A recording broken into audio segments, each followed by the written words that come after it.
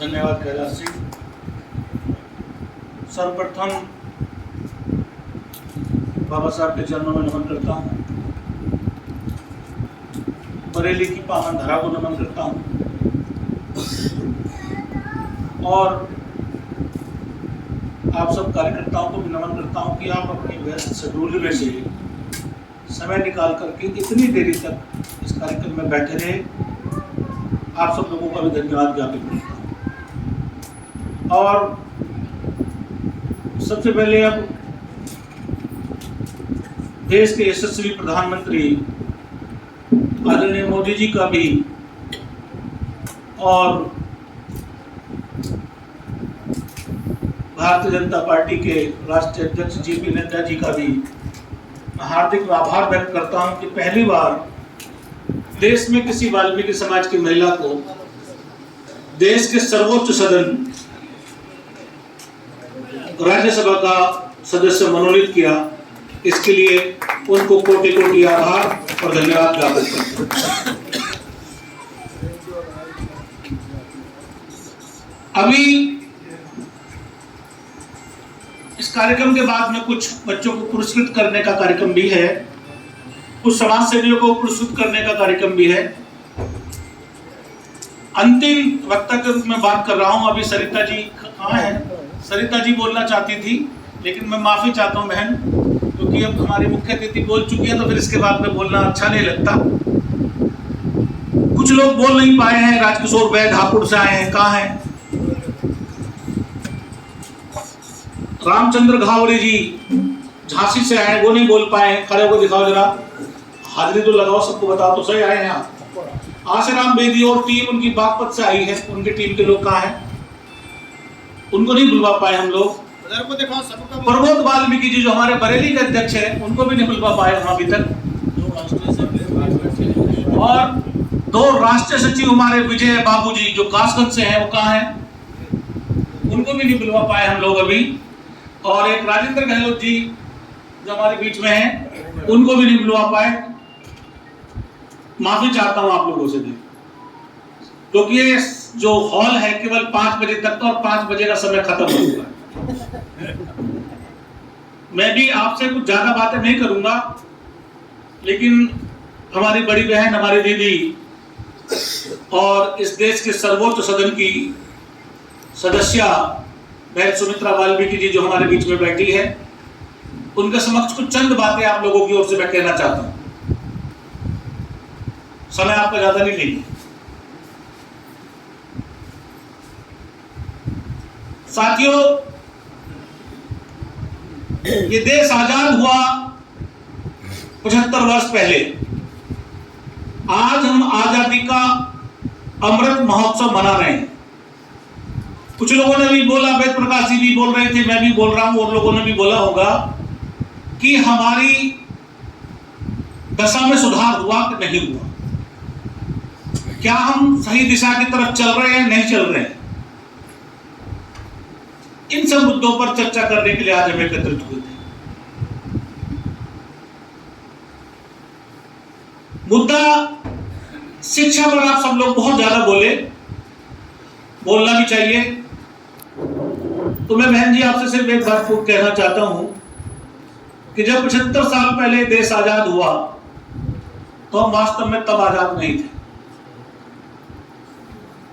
1950 में जब देश का संविधान, जो कि बाबा साहब अम्बेडकर द्वारा रचित किया था, लिखा गया था, वो लागू हुआ, तो हमने समझा कि हम सही मायने में आज अपने आप को आजाद महसूस करते हैं। इस देश के सभी लोगों के बीच समानता का अधिकार जब उन्होंने दिया तो हमने सोचा कि हमें बराबर का अधिकार मिल गया, हमें शिक्षा का अधिकार मिल गया, धन को एकत्रित करने का अधिकार मिल गया, रोजगार करने का अधिकार मिल गया, शिक्षा का अधिकार मिल गया, हमारी बहनों को भी मिला और अनुसूचित जाति वर्ग के सभी लोगों को मिला। और बड़ी तेजी से उन अधिकारों का फायदा उठाते हुए ये अनुसूचित जाति वर्ग के लोग विकास की ओर दौड़ पड़े। बहुत सारे लोग, जब बहन जी आप भी पढ़ा करती थी, हम भी पढ़ा करते थे, तो आप सब लोगों को मालूम होगा कि कोई प्राइवेट स्कूल नहीं हुआ करता था। हमारे समय में कोई प्राइवेट स्कूल था क्या? अभी हम विकास की डगर पर चले भी नहीं थे। हमारे बहुत सारे लोग पूरी तरह से पढ़ भी नहीं पाए थे। हमारे लोग बाबू बन पाए, 10वीं क्लास पास करके छोटी छोटी नौकरियां करने लगे, पैसा आने लगा, हमारे बच्चे फिर पढ़ने लगे। अभी हम अपनी तरफ से पढ़ाने का काम कर भी नहीं पाए थे कि हमें दुश्मनों की नजर लग गई।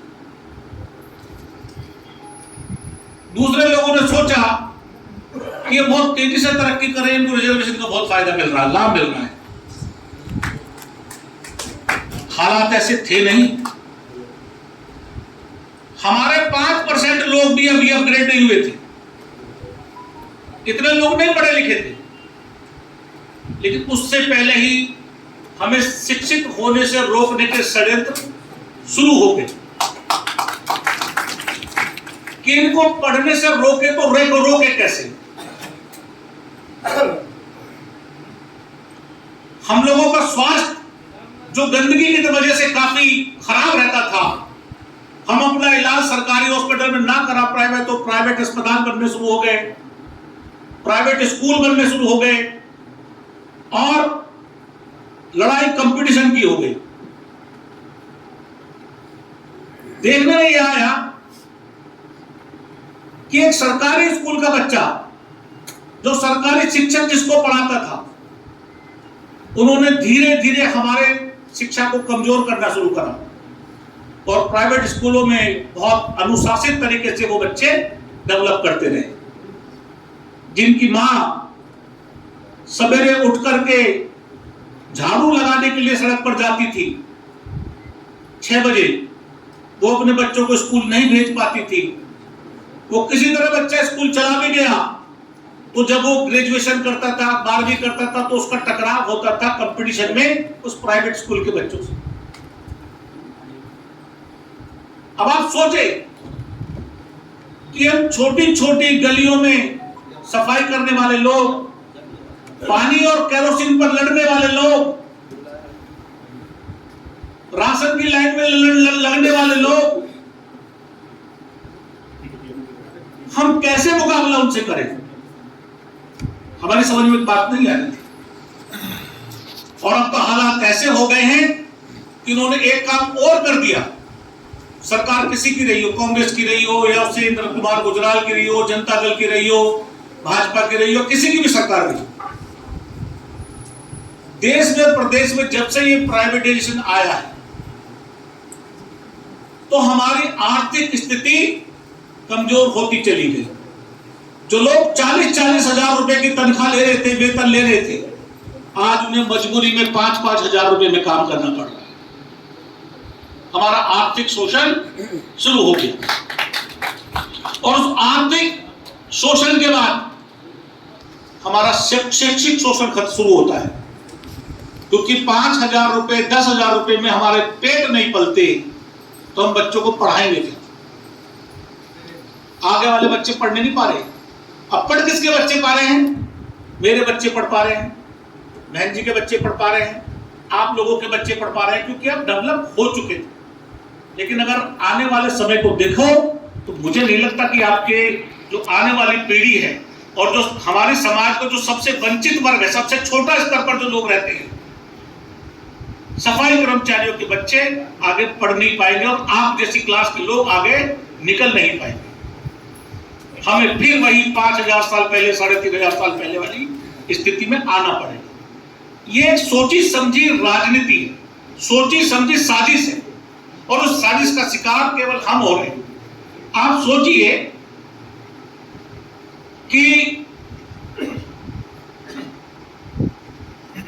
सभी लोगों ने कहा कि हमारे उत्थान के लिए सबसे ज्यादा जरूरी एजुकेशन है, लेकिन आप नजर दौड़ाओ जरा इस हॉल में बैठे हुए लोग कि क्या आपके हम 100 लोग, 200, 150 लोग बैठे होंगे, आप ही सोचो कि कितनों के बच्चे यूनिवर्सिटी में पढ़ पा रहे हैं और वहां तक पहुंच पा रहे हैं। और जब हमारे जैसे लोगों की हालत है तो जो गलियों में सफाई करने वाले लोग हैं, झाड़ू लगाने वाले लोग हैं, 5-5 हजार रुपए पर टिपर की गाड़ियां चलाने वाले लोग हैं, क्या उनके बच्चे यूनिवर्सिटी में पढ़ पा रहे हैं?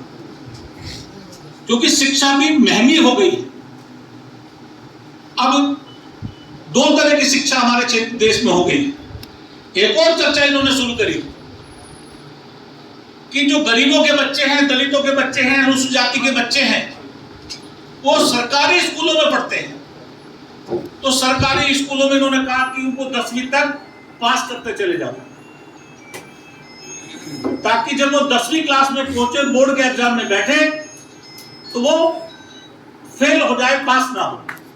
और जब वो फेल हो जाएगा तो आने वाले समय में उसकी एजुकेशन खत्म, उसको कितना ही पढ़ाते रहो, लेकिन 10वीं में पहुंचने के बाद में जिस बच्चे पे 4 अक्षर 4 लाइन लिखनी नहीं आती, उसे कैसे कंपटीशन में बिठाओगे आप?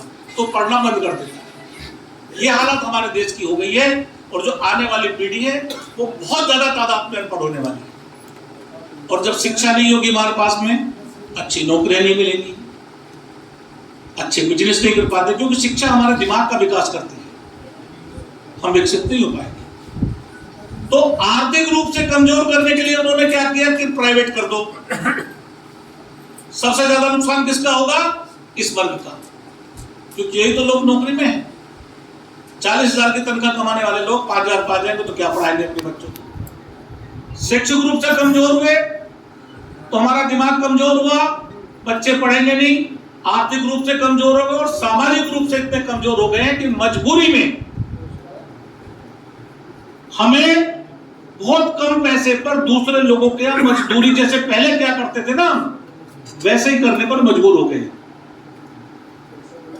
गांव में किसी के खेती की काटने जा रहे हैं, घास खोद रहे हैं, खेतों में हमारी बहन बेटियां, शहरों में हमारी बहन बेटियां जो नहीं पढ़ पा रही है, गरीबों की बच्ची, हमारे समाज में भी बहुत गरीब जो लोग हैं, तो उनके साथ बड़े उल जलूल बर्ताव हो रहे हैं, गलत काम हो रहे हैं और हमारा सामाजिक शोषण हो रहा है। मजबूरी में हम क्या कर रहे हैं कि हम वही काम करने पर मजबूर होते जा रहे हैं जो हम बहुत पहले छोड़ चुके थे। सफाई के पैसे का निजीकरण होने की वजह से हमारी तनख्वाहें कम हो गई, एजुकेशन खत्म हो गई और जो रिजर्वेशन में हमें नौकरियां मिलती थी वो भी सारी की सारी खत्म हो गई। पिछले 30 सालों से हम लोग प्राइवेट सेक्टर में रिजर्वेशन की मांग कर रहे हैं। जब मीरा कुमार सामाजिक अधिकारिता न्याय मंत्री थी, हमारी उनसे बैठ के बात हुई तो उन्होंने कहा कि भाई हम प्राइवेट सेक्टर में रिजर्वेशन के लिए डिमांड करने वाली हूं मैं कल पार्लियामेंट में, हफ्ते भर में मैं डिमांड करने वाली हूं कि हम प्राइवेट सेक्टर में रिजर्वेशन करेंगे। लेकिन उनको भी दुश्मनों की नजर लग गई, उन्हें पार्लियामेंट का अध्यक्ष बना दिया जी। वो बात उठा ही नहीं पाई। प्राइवेट सेक्टर में रिजर्वेशन की मांग उसी दिन खत्म।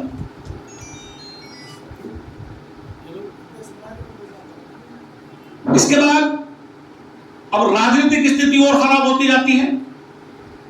जैसे अभी मेरे एक दोस्त ने कहा कि राजनीति जो वो एक ताला है, वो हर ताले की चाबी अगर कोई चीज है तो राजनीति। आपके पास पावर होती है, आप बहुत सारे रास्ते खोलते हैं, शिक्षा का भी, धन का भी, और सारे रास्ते अगर किसी से खुलते हैं तो मास्टर की है वो। लेकिन हालात कैसी है?